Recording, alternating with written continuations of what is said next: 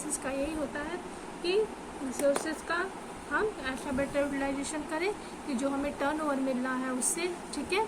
मान लीजिए हमने 10 लाख एक का यूज किया तो हमें कम से कम 15 से 20 लाख रुपये टर्नओवर मिले उसका, ठीक है, अगर हम इन सब चीज़ों पे ध्यान देंगे, ठीक है।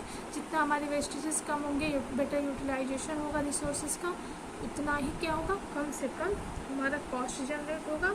और जब कॉस्ट कम से कम जनरेट होगा तो हमारा जाहिर सी बात है प्रॉफिट हाई होगा, ठीक है। अब जहाँ पे 1% की ज़रूरत हो वहाँ हम 2% यूटिलाइज़ करें तो कहीं ना कहीं 1% के लिए हमें लॉस हो रहा है, ठीक है। और कहीं ऐसा भी होता है कि हमें जहाँ पे 4% की ज़रूरत हो वहाँ पे हम 3% लगाते हैं, तो यहाँ भी हमारा लॉस हो रहा है। 1% के ना लगने की वजह से हमारा टाइम ज़्यादा जा रहा है, हमारा कॉस्ट ज़्यादा जा रहा है, ठीक है। कई ऐसी चीज़ें हैं जो नहीं होती, तो इनका कॉम्बिनेशन, ठीक है, इनका यूटिलाइजेशन जो होना चाहिए वो ऐसे तरीके से होना चाहिए कि हमारा जो वेस्टेज है, हमारा जो टाइम है, इन सबको हम ध्यान में रख के काम को करवा सकें, ठीक है। तो this is called an ratio analysis, ठीक है।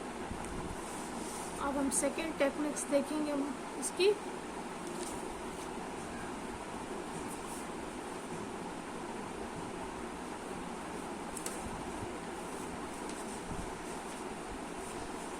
हमने देख लिया return on investment, ratio analysis. Third हमारा रिस्पॉन्सिबिलिटी अकाउंटिंग।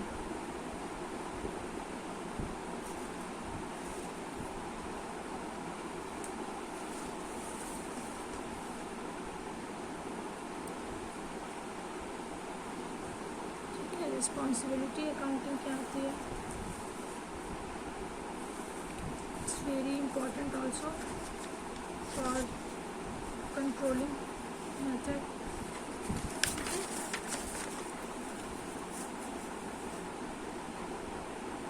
रिस्पॉन्सिबिलिटी अकाउंटिंग क्या होती है? Can define the system of accounting in which overall involvement of different section division. इसमें ओवरऑल इन्वॉल्वमेंट होता है किसका किसका? सेक्शंस का, डिवीजन्स का, ठीक है, एंड डिपार्टमेंट्स का, ठीक है। इन सब का इन्वॉल्वमेंट इसमें होता है। रिस्पॉन्सिबिलिटी वर्ड ही क्रिएट कर रहा है कि something which is responsible and responsibility इस पर बेस्ड हो, ठीक है। तो डिफरेंट डिपार्टमेंट, ये डिपार्टमेंट सेंटर्स होता है, इनमें एक रिस्पॉन्सिबिलिटी सेंटर्स क्रिएट किए जाते हैं, ठीक है। और वो सेंटर्स ही रिस्पॉन्सिबल होते हैं अपने वर्क के लिए, अपने काम के लिए, ठीक है। जैसे क्या क्या हो सकते हैं? Cost centre, revenue centre, profit centre,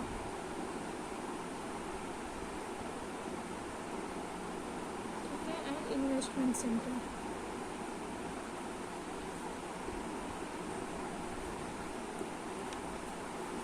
ये सेंटर्स क्या होते हैं? कॉस्ट सेंटर में क्या है? जिसका काम कॉस्ट से रिलेटेड है वो केवल इसी के लिए रिस्पॉन्सिबल होगा, इसी के लिए उसकी जवाबदेही होगी, ठीक है। रेवेन्यू सेंटर अपने रेवेन्यू के लिए रिस्पॉन्सिबल होगा, प्रॉफिट सेंटर अपने प्रॉफिट के लिए, इन्वेस्टमेंट सेंटर अपनी इन्वेस्टमेंट के लिए रिस्पॉन्सिबल होगा, ठीक है।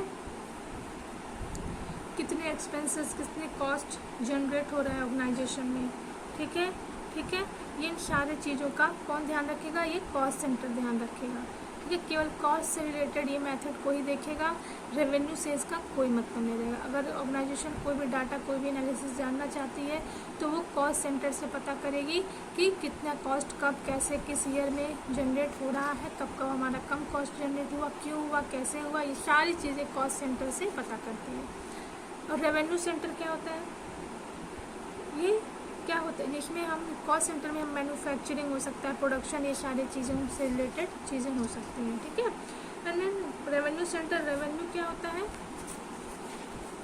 हमारा प्रॉफिट ही कहीं ना कहीं होता है, ठीक है, कि कितना रेवेन्यू हम मार्केट से जनरेट कर सकते हैं, ठीक है। Primary responsible for generating revenue, ठीक है। रेवेन्यू कैसे जनरेट होगा? व्हेन यू आर इन्वेस्टिंग, ठीक है। तो रेवेन्यू जो भी इन्वेस्टमेंट सेंटर से कहीं से भी कैसे भी हुआ हो, उसके अकॉर्डिंग मार्केटिंग में या उनके मार्केट में कितने प्रोडक्ट बिके, कैसे हुए, उनके रेवेन्यू कितनी जनरेट हुई, कितनी रेवेन्यू नहीं जनरेट हुई, इन सब का जो भी एनालिसिस है, जो भी डाटा है, वो कौन बनाता है? रेवेन्यू सेंटर बनाता है, ठीक है। प्रॉफिट सेंटर क्या करता है, रेवेन्यू एंड एक्सपेंसेस, ठीक है। प्रॉफिट क्या होता है, जो भी आपका कॉस्ट प्राइस है, प्रॉफिट है, मतलब कितना, कैसे कोई भी चीज़ें कैसे, प्रॉफिट सेंटर क्या करता है कि अगर कोई प्रोडक्ट है, मान लीजिए, ठीक है, एक चिप्स का पैकेट है, ठीक है, उसकी मैन्युफैक्चरिंग प्राइस अगर आई 4, ठीक है, ठीक है, और अगर आप उसको प्रॉफिट अपना उसमें 6 रुपीज़ जोड़ते हो तो उसकी प्राइस कितनी हो गई, 10 रुपीज़, ठीक है। मीन्स अगर आपको 10 रुपीज़ उस प्रोडक्ट पे कमाना ही कमाना है, तो ये प्रॉफिट सेंटर ये डिसाइड करता है कि हमारा कॉस्ट और हमारा प्रॉफिट के बीच बैलेंस कैसे रहे। अगर इसको 6 रुपया लगे होते इसकी कॉस्ट में, तो हम 4 रुपया प्रॉफिट रखते, ठीक है। इसी तरह 3 होते तो 7, ठीक है। तो इस कॉम्बिनेशन का कौन वो एनालिसिस करता है, प्रॉफिट सेंटर, कि कैसे हमको, ठीक है, किसी मशीन की रिपेयरिंग कैसे होगी, रिपेयरिंग करवाना है, ठीक है, देखना है कि कहीं ऐसा तो नहीं इसकी वजह से हमारा जो भी प्रॉफिट है वो रुक रहा है। तो इन सब रेवेन्यू से रिलेटेड जितनी भी चीज़ें वो प्रॉफिट सेंटर में इसके लिए देखे जाते हैं कि कितनी प्रॉफिट हमको किस प्रोडक्ट पे कैसे इनको लेनी है। इन्वेस्टमेंट, कितने भी तरह के इन्वेस्टमेंट हो, ठीक है, उन सारे इन्वेस्टमेंट पे ये इन्वेस्टमेंट सेंटर फोकस करता है, ठीक है, कि कहाँ हम कितना कैसे इन्वेस्ट करें, ठीक है, कौन सा एरिया हमारे लिए प्रॉफिटेबल होगा, कौन सा एरिया लॉस से वाला होगा, ठीक है। तो इन्वेस्टमेंट से रिलेटेड हमें फैक्ट्री पे इन्वेस्टमेंट करना चाहिए या किसी बॉन्ड पे इन्वेस्ट करना चाहिए या नया फॉर्म खरीदना चाहिए, मतलब ओवरऑल इन सब चीज़ों पे यही सेंटर रिस्पॉन्सिबल होता है। तो रिस्पॉन्सिबिलिटी अकाउंटिंग एनालिसिस में ये होता है कि ये क्या करते हैं, सभी सेक्शन, डिवीजन, डिपार्टमेंट्स को एक सेंटर्स में डिवाइड कर देते हैं। वो cost centre, revenue, profit, investment, ये लोग केवल अपने से रिलेटेड ही जो भी चीज़ें इनको दी गई हैं रिस्पॉन्सिबिलिटी, केवल अपनी रिस्पॉन्सिबिलिटी के रिगार्डिंग ही जो भी चीज़ें हैं मेंटेन करते हैं, प्रिपेयर करते हैं। ये बहुत सही भी होता है, क्योंकि अगर रेवेन्यू डिपार्टमेंट से कोई गड़बड़ होती है तो हम रेवेन्यू डिपार्टमेंट से ही ये चीज़ पूछेंगे, कॉस्ट से होती है तो हम कॉस्ट डिपार्टमेंट से ही ये चीज़ पूछते हैं, ठीक है, हम दूसरे डिपार्टमेंट में ये चीज़ पूछने नहीं जाते हैं। तो इससे कहीं ना कहीं हौच पौच भी नहीं होता है और कोई पर्सन अपनी प्रॉब्लम दूसरे पे भी हैंड ओवर भी नहीं कर सकता है। जिसकी जो रिस्पॉन्सिबिलिटी है उस रिस्पॉन्सिबिलिटी को वो मैनेज करता है। तो ये कहीं ना कहीं रिस्पॉन्सिबिलिटी अकाउंटिंग बहुत अच्छा कंट्रोलिंग टेक्निक्स होता है, ठीक है।